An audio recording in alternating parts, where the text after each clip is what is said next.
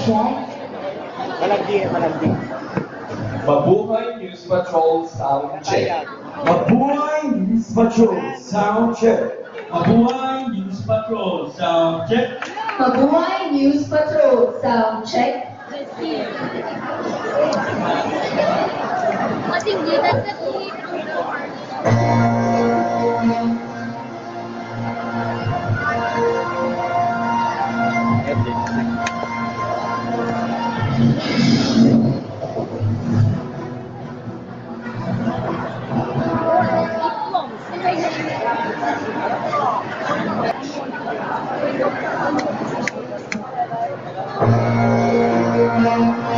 Mula sa duwang pabalitaan ng team sa PJS FM 101.5 Educational Broadcasting System. Naghatid sa inyo ng mga nagbabagang balita. Ikabong Dominika. Nagsigat ng katotohanan. Kapasang Pilipinas. Kaakibang serbisyo publiko.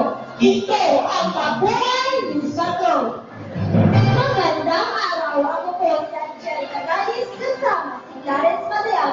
At ito ang ulo ng mga nagbabagang balita sa araw Sa na ito. balitang international, Pilipinas, nagiraman sa pagpanaw ni Nelson Mandela. Sa balitang national, Santiago, umangat tanggapin ang speech. Sa balitang global, DSPC, dinaganap sa San Nicolas Elementary School. At sa balitang showbiz, Hard, nagpa-sexy, nagustuhan ng boyfriend. Para sa balitang international, narito si Justin Bolito. Justin? Nagpaabot ng pagkikiramay ang Pilipinas sa pagpanaw ng dating presidente ng South Africa na si Nelson Mandela at iba pang mga pinuno ng iba't ibang bahagi ng mundo. Tinaguri ang freedom leader ang dating Pangulo dahil sa pakikipaglaban nito sa kalayaan ng mamamayan. Ayon sa DFA, siya ang compassionate champion of democracy at racial equality na nagsilbing inspirasyon at pag-asa sa lahat ng mamamayan sa mundo kabilang na ang ating bansa. Justin Valide, nag-uulat para sa Mabuhay News Patrol. Kami po'y mapapalik pagkatapos nilang paalala. Abangan, Santiago, umangat at tanggalin ang speech Sa pagbabalik ng Mabuhay News Patrol. Sis, alam ang gagawin dyan. Hey! Halika nga rito! Punasan mo itong sapatos ko! Pwes! Ano ba yan ang tagal? Bakit ganun pala ka na kayo? Ganun ang mga ng gusto nyo! Sige pa, go! Ano? Ano nangyari? Mawalang puso ang gumawa niyo sa'yo. Hirap na ako. Tama na. Hirap na ganito. Pambubuhay ay isang piling na ay magdalo na nagmamihepekto sa buhay. Kaya tandaan, ang hirap sa mga taong buhay kahit sino ay magiging biktima nito. Isang paalala mula sa impilang ito. Nagpabalita Mabuhay News Patrol. Para sa balitang national, narito si John Cabalwan. John?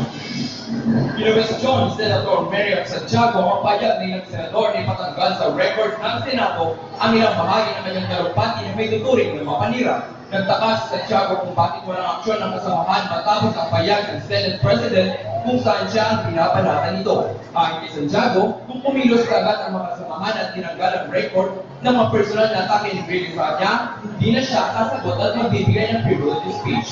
Para sa Mabuhay News Patrol, John Cabalwan, nag-uulat.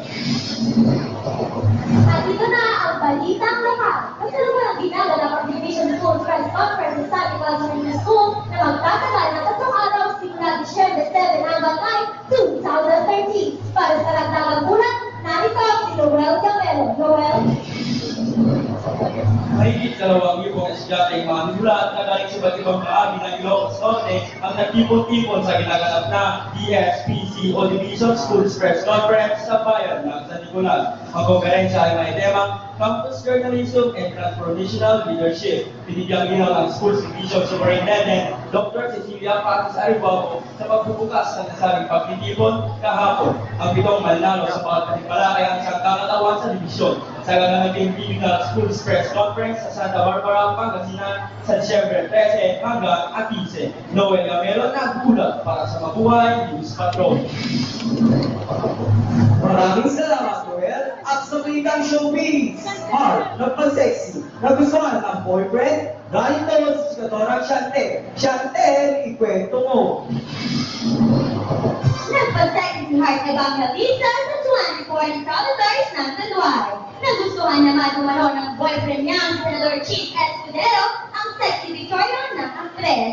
Ang pagpayag ni Hart na magpa-sexy ay handa na siyang tumanggap sa mga mature roles. Pinayagan ito ng Senador dahil hindi naman ito nakikialam sa mga desisyon nito sa showbiz career niya.